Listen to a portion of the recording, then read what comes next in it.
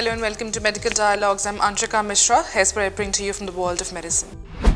Can a low-fat vegan diet reduce insulin requirement in type 1 diabetes? According to a study published in the journal Clinical Diabetes, a low-fat vegan diet rich in fruits, vegetable, grains and beans can help reduce insulin needs and improve insulin sensitivity and glycemic control in people with type 1 diabetes. Type 1 diabetes is thought to be caused by an autoimmune reaction that destroys the beta cells in the pancreas that make insulin. Insulin is a hormone that helps remove glucose from the blood into muscle and liver cell to be used as energy. People with type 1 diabetes must take insulin because their body doesn't produce enough.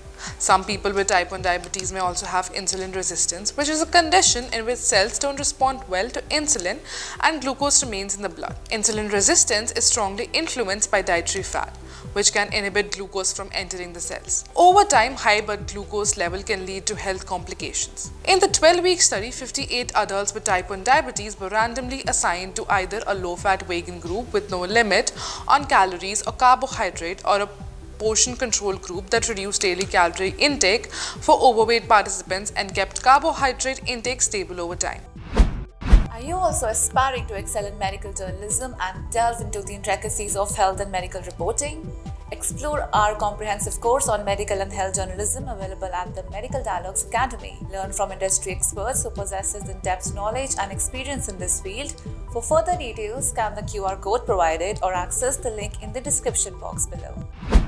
Is there an association between premenstrual symptoms and perinatal mood disorders? A study published in the journal PLOS Medicine revealed that women with premenstrual syndrome or the premenstrual dysphoric disorder have a higher risk of perinatal depression. Conversely, women with perinatal depression have a higher risk of developing premenstrual disorders. Premenstrual disorders like PMS or PMDD or perinatal depression are similar in the way that symptoms appear in connection with hormonal changes. The study conducted by researchers at Karolinska Institute and analyzed approximately 1,800,000 pregnancies that were registered in the Swedish Medical Birth Register between 2001 and 2018. Among these, they were able to identify nearly 85,000 women who suffered from perinatal depression. Additional national registers such as Patient Register and the Drug Register were also used to identify women diagnosed with PMS or PMDD. These were then compared to a control group of nearly 850,000 birthing women who did not develop perinatal depression during the same period.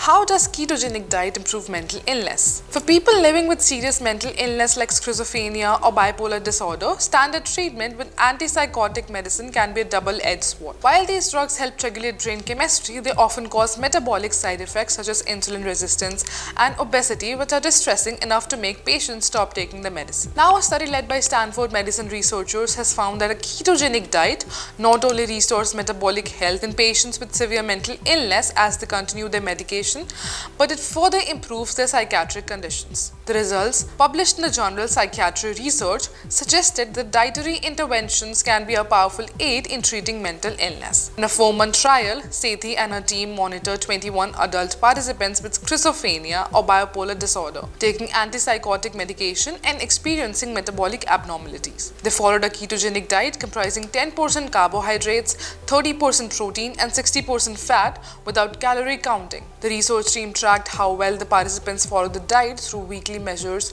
of blood ketone levels, with 14 fully adherent, 6 semi-adherent, and 1 non-adherent participants by trial's end. Thank you for watching. Stay tuned to Medical Dialogues for more updates.